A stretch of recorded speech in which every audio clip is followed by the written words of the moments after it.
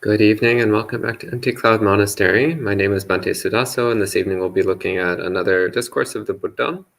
And so we'll start with paying homage to the Buddha, and then I'll read through the sutta and give some explanation, and then I'll take any questions at the end. Namo tassa bhagavato arahato samma sambuddhassa. Namo tassa bhagavato arahato samma sambuddhassa. Namo tassa bhagavato arahato samma sambuddhassa. Buddhang dhammang sanghang namasami. So we'll be looking at a sutta from the Samyutta Nikaya, chapter 12, sutta number 19. So this is called the Bala Pandita Sutta, which means the fool and the wise person. So Bala is fool and Pandita is wise person. In fact, we have a loan word in English, pandit, which comes from the same word, pandita, which means wise person. So the discourse begins, says at Savatthi, and the Buddha says, monks, for a fool shrouded by ignorance and fettered by craving, this body has arisen. So there is this duality of this body and external mind and body. So there's, and I should point out here, there's an interesting obscurity in the text here. So the way this line was just translated is one way of translating it. So the line itself says kayo bahidda cha nama rupan. So kayo is body, physical body. Bahidda means external, and then nama rupa is another way of saying mind and body. What is not clear is what is the adjective bahidda referring to? So bahidda means external. So is it external referring to body as first listed, or referring to mind and body as second listed, or to both? So the translator here, that says, I believe Bhante Suddhāso's translation, takes the adjective external as referring to the second mind and body. So saying there is this body, and then outside of that, there are other bodies and minds. But it could be taken as external, referring to both, in which case we're relating to our own body as something external, something outside the mind, something which the mind is aware of, but which is not the mind itself. And so that actually fits a little bit with what's being said here in the sutta. So it's relating to also our own body as something external that we're aware of. So minor point, it doesn't actually have a huge impact on the meaning of the sutta. So it says there is this duality of this body and external mind and body. And it says contact depends on this duality. So contact here means sensory contact, sense contact. It says, when contacted through one or another of the 6 sense fields, the fool experiences pleasure and pain. So again, this is quite understandable. So we have 6 sensory domains, sight, sound, smell, taste, touch, and thought. And through these 6 sensory domains, then we experience various kinds of experiences, various kinds of sensations. And through that, we experience sensations which we consider pleasurable and sensations which we consider painful. So the Buddha here is talking about how a fool relates to sensory experience, so an unwise person. So he says, so the fool experiences pleasure and pain through the 6 forms of sensory experience. Then he's talking about the wise person. He says, for a wise person, shrouded by ignorance and fettered by craving, this body has arisen. So here, although he's saying a wise person, this is still someone who's not fully awakened. So wise person here means that they have maybe some understanding of the Dhamma, but they've not yet attained full awakening. So he says, for a wise person, shrouded by ignorance and fettered by craving, this body has arisen. There is this duality of this body and external mind and body. Contact depends on this duality. When contacted through one or another of the six sense fields, the wise person experiences pleasure and pain. And the Buddha says, what then is the difference between the fool and the wise person? Because if you notice, the Buddha described their experience in the same way. So both the fool and the wise person, both of them have a body, and based upon that body contacting external things, then there arise sensations, which we categorize into the six kinds of sensations: sight, sound, smell, taste, touch, and thought. And then those sensations are experienced either as pleasure or as pain. So it's exactly identical for both the fool and the wise person. So then the Buddha is saying, well, then what's the difference? If both the fool and the wise person are experiencing pleasure and pain through the six senses, what's the difference between the two? And his audience replies, they say, our teachings are rooted in the Buddha. He is our guide and our refuge. Bhante, may the Buddha himself please explain the meaning of this. The monks will listen and remember it. One of the things that we often see in the suttas is that one of the ways the Buddha would teach is by asking questions. And based upon how the people would reply, then the Buddha would give further instruction. But sometimes when the Buddha was using this method, he would ask a question and his audience would just refuse to answer. They would just say, well, actually, why don't you just tell us the answer? So I actually find this kind of cute. Like the teacher asks you a question and you're just like, oh, come on, just give us the answer. Like, clearly we don't know the answer. You can tell us the answer. So they politely ask the Buddha to answer the Buddha's own question. And the Buddha says, well then, monks, listen and apply your mind well. I will speak. Yes, Bhante, they reply. And the Buddha says, for a fool shrouded by ignorance and fettered by craving, this body has arisen. But the fool has not given up that ignorance or eliminated that craving. Why is that? The fool has not completed the spiritual journey for the complete ending of suffering. Therefore, when they're separated from their body, the fool is reborn in another body. When reborn in another body, they're not freed from rebirth, aging, and death, from sorrow, lamentation, pain, sadness, and distress. They're not freed from suffering, I say. So this is, again, the case of the foolish person. So they haven't been engaging in spiritual practice, or if they have, they haven't been doing so with any particular diligence or persistence. But generally speaking, they haven't been engaging in spiritual practice. So this means that they'll just continue cycling through life after life after life of confusion, of pain, of uncertainty, of desire and aversion dominating the mind, this constant experience of dukkha, of suffering. But then he says, for a wise person shrouded by ignorance and fettered by craving, this body has arisen. But the wise person has given up that ignorance and eliminated that craving. Why is that? The wise person has completed the spiritual journey for the complete ending of suffering.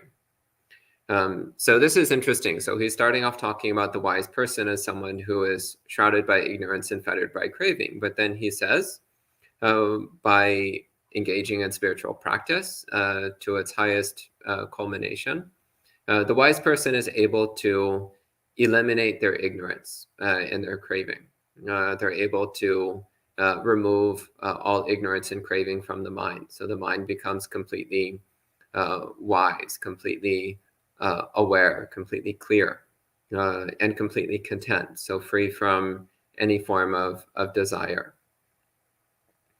And he says, therefore, when they are separated from their body, the wise person is not reborn in another body. Not being reborn in another body, they're free from rebirth, aging, and death, from sorrow, lamentation, pain, sadness, and distress. They are free from suffering, I say. This is the difference here between the fool and the wise person, that is, leading the spiritual life. So living a spiritual life. So again, it's starting off the same. So both the fool and the wise person, they're both starting off from the same place, which is being shrouded by ignorance and fettered by craving. So the mind is consumed and darkened by confusion, by uncertainty, not knowing the reality of things. The mind is dominated by craving, dominated by desire and aversion. So this is the same for both. And both the fool and the wise person, they both experience pleasure and pain through their six senses. So again, this seems perfectly normal. This is what we're used to reality being. The difference is that the fool resigns themselves to their fate. The fool does not cultivate a spiritual practice, which leads to freedom from these states of confusion and misery. And the wise person, on the other hand, although they start off in the same state of confusion and pain as the fool, the wise person recognizes that there is the opportunity to engage in spiritual practice. There is a spiritual journey which one can embark upon and live with diligence and persistence. And that this spiritual journey, when committed to, does bring about a transformation of the heart. It does lead to freedom from confusion, freedom from suffering. So although they start from the same place, by engaging in the spiritual journey, the wise person is able to eliminate their ignorance and craving. They're able to overcome that. So then their mind is no longer afflicted by desire for pleasure, aversion to pain.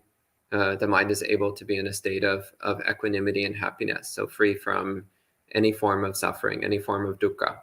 And also free from rebirth, free from this ongoing cycle of one painful state of existence after another. So again, this is the difference between the fool and the wise person, is that the wise person engages in spiritual practice, does what they can to cultivate wisdom, to cultivate the foundations of awakening, the necessary qualities that lead to complete purification of the heart. So that's the end of the sutta. So a very short and straightforward discourse. So at this time we can respect the sutta with 3 sadhus, and then I'll see if there's any questions to respond to. Sadhu, sadhu, sadhu. And hello to all the people joining in online. Hello to Rick, Moraya, Bhumika, Maria, Olga, Amy, Mary, Luisa, Marielle, Norma, Sud, Gita, Margaret, Sudha, Monal, Kim, Andrew, Julie, and Dan, and everyone else who's watching, welcome. And I don't currently see any questions online. Any questions from the residents here? Questions? No? Pretty clear and straightforward discourse? Yeah. So S here has a question. What does it mean of duality at the beginning of the sutta? The Pali word translated as duality is dvayang, which literally just means pair. So it's from the word that means two. So dvayang is a pair. So here it just seems to be talking about the fact that we have our own body and mind, our own capacity for sensory awareness, and then there's the external domain. So the internal and the external. So the internal sense bases and the external sensory fields. So I think that's what he means here. So there's these 2 aspects of our experience. There's our internal ability to be aware, and then there's the external objects of which we are aware. So elsewhere in the suttas, the Buddha makes the distinction of internal sense bases and external sense bases. So internal sense base is eye, ear, nose, tongue, body, and mind. External sense base is sight, sound, smell, taste, touch, and thought. So this duality then is the ability to perceive sensations, and then the external thing which we are sensing, which we are aware of. And Sud asks, the practice seems to be over lifetimes. Why are these people omitted from the sutta in this case? I don't know what you mean by omitted from this sutta. So why are these people omitted from this sutta in this case?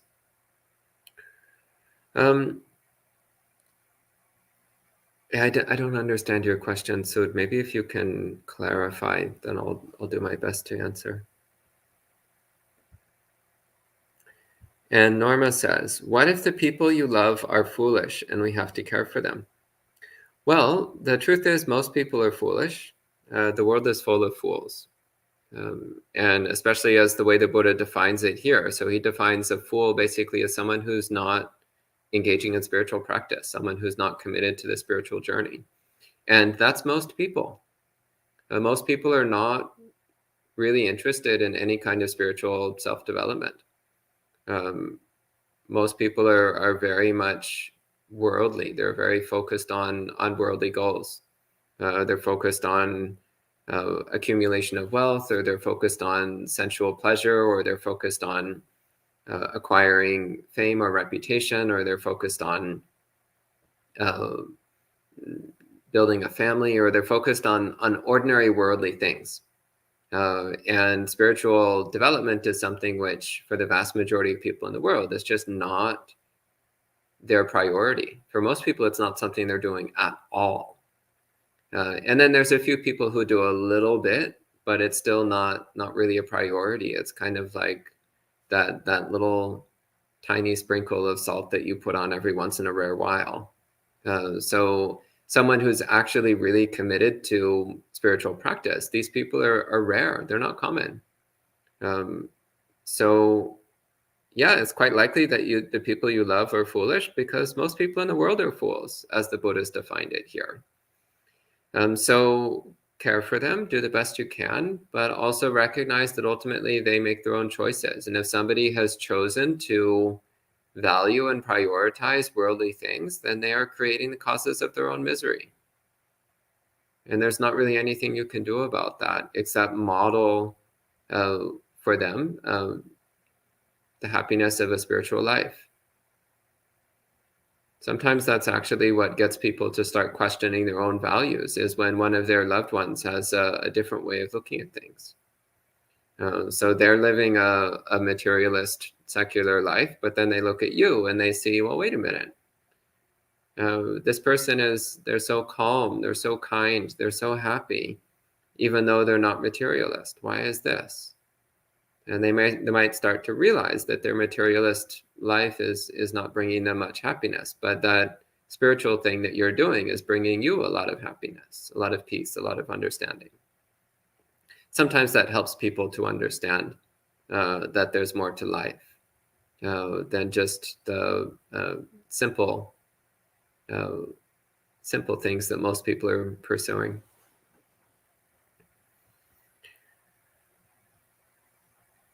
And Kim says, I can only paraphrase, but I think the Buddha said that the chance of being reborn in the human realm is quite small.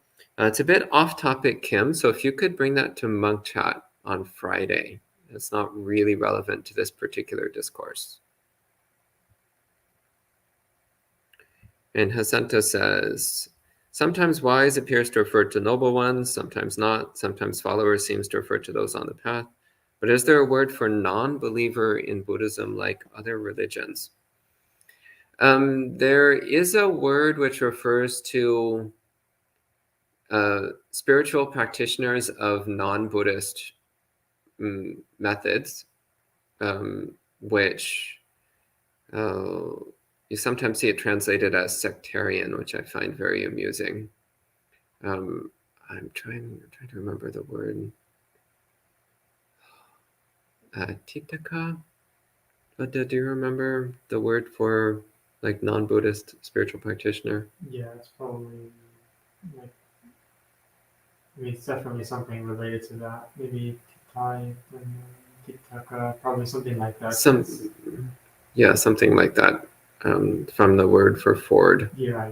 It's like someone. The exact form right now, but it's yeah. Word. Okay. Yeah, I mean, I don't remember the exact grammatical form off the top of my head, but there is a word which means someone who's doing some kind of non-Buddhist spiritual practice, and that comes up in a few places. But yeah, I mean, wise person, again, you have to go by context. Because in some contexts, when the Buddha is talking about a wise person, he just means somebody who has a basic understanding of morality. a basic understanding of right and wrong. In other places, when he uses wise, he means someone who is fully awakened.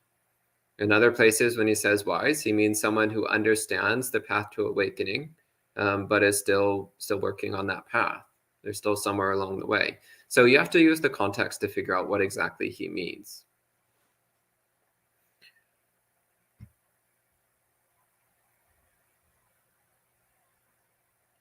And Sud says, seems like it talks about leading spiritual life will lead to ending of birth, but this seems to be a gradual process where even though one practices well, they may not end it in that very lifetime, thereby having rebirth regardless, since they didn't reach complete cessation of suffering like an arhat. Seems like only those who completed the path seem to be not fools here. Is that true?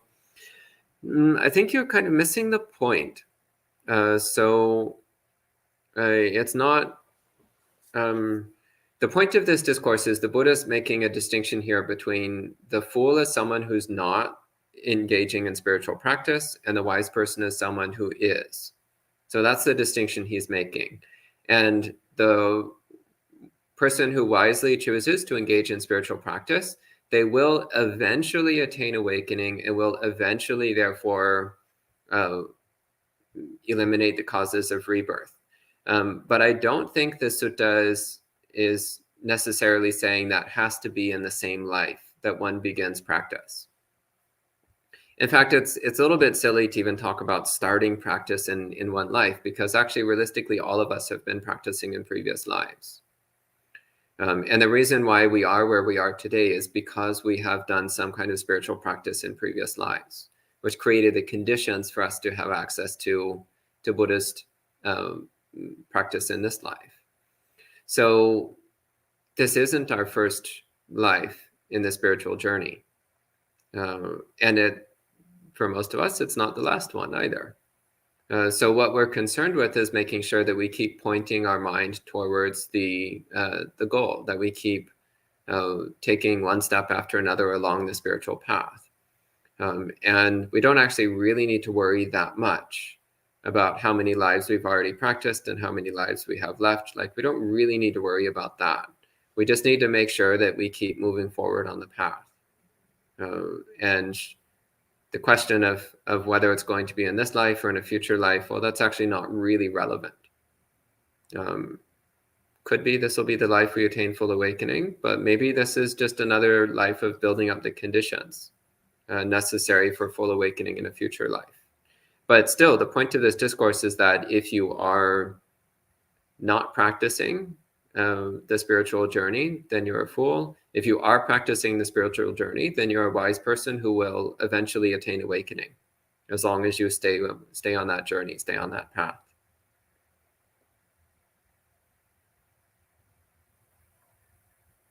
And Amranta says, is wise related with right vision? By right vision, do you mean sammaditthi?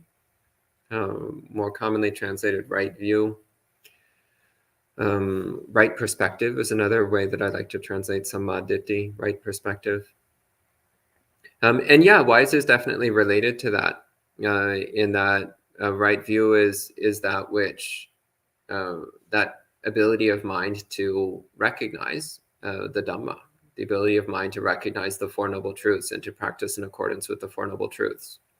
So that's the basic necessity of wisdom in order to have a effective spiritual path, effective spiritual practice. And S says, what if we forgot all the leanings and practices of all lives before and have to start over? Is it accumulated? So it is possible to backslide completely. So until one attains at least the first stage of awakening, then there is the possibility of backsliding all the way to ground zero, losing all the progress you've made.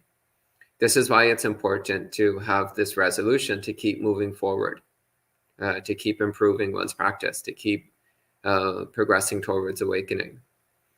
Because if we're not careful, we can backslide and we can lose all the progress we've made.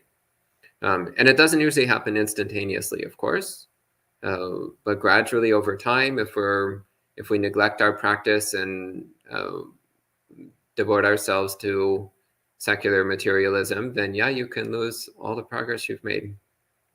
So it's important to be make sure you're making forward progress, and try not to build up the conditions for backsliding.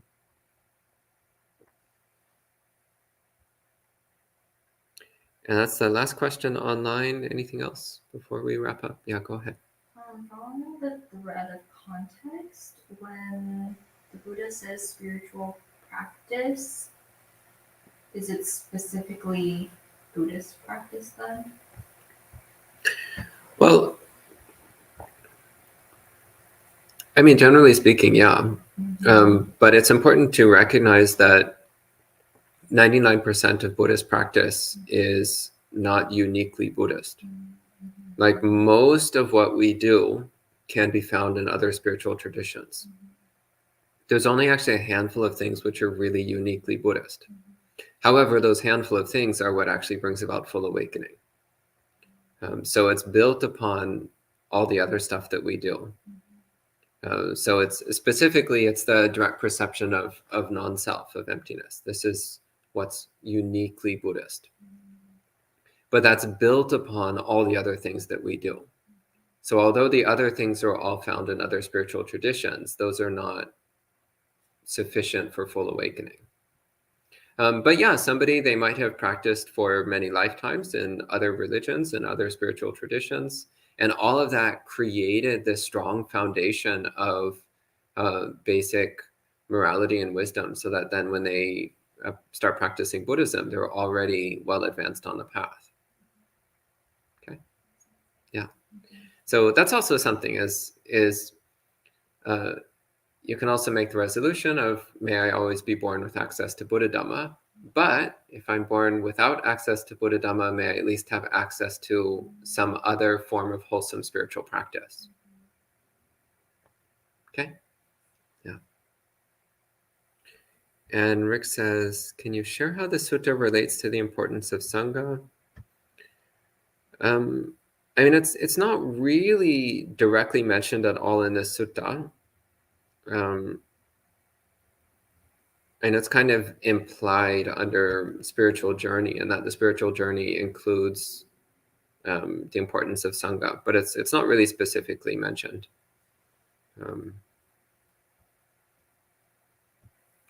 Okay, and that's the last question. So I think we can go ahead and conclude at this time with 3 more sadhus. Sadhu, sadhu,